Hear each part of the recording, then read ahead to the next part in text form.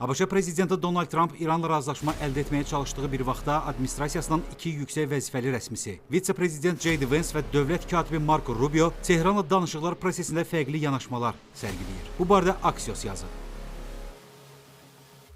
Vance daha ehtiyatlı mövqe sərgiləyir. Düşünür ki, Tehranla razılaşmanın gərginliyini azaltmaq və Hörmüz boğazında keçidi normallaşdırmaq ABŞ iqtisadiyyatının sabitliyinə töhfə verə bilər. Rubio isə daha sərt mövqe tutur. İrana qarşı təzyiqin davam etdirilməsinin vacibliyini vurğulasa da, danışıqlar prosesini də dəstəkləyir.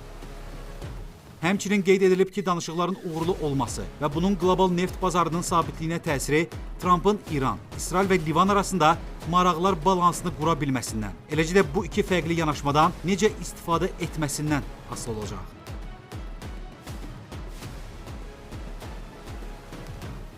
İran yalnız Tehranla Vaşinqton arasında imzalanan memorandumun bütün bəndləri yerinə yetirildikdən sonra yekun razılaşma üzrə danışıqlara başlayacaq. Bunu isə İranın Xarici İşlər Nazirliyinin rəsmi nümayəndəsi İsmail Bəqai səsləndirib. ABŞ ilə görüşün bir məqsədi olmalıdır. Əgər yekun razılaşma üzrə danışıqları başlamaqdan söhbət gedirsə, bu anlaşma memorandumunun bütün bəndləri yerinə yetirildikdən sonra mümkündür. Yaxın günlərdə mövcud prosesi qiymətləndirməli və yekun razılaşma üzrə danışıqlara nə vaxt başlayacağımıza qərar verməliyik, deyə o bildirib.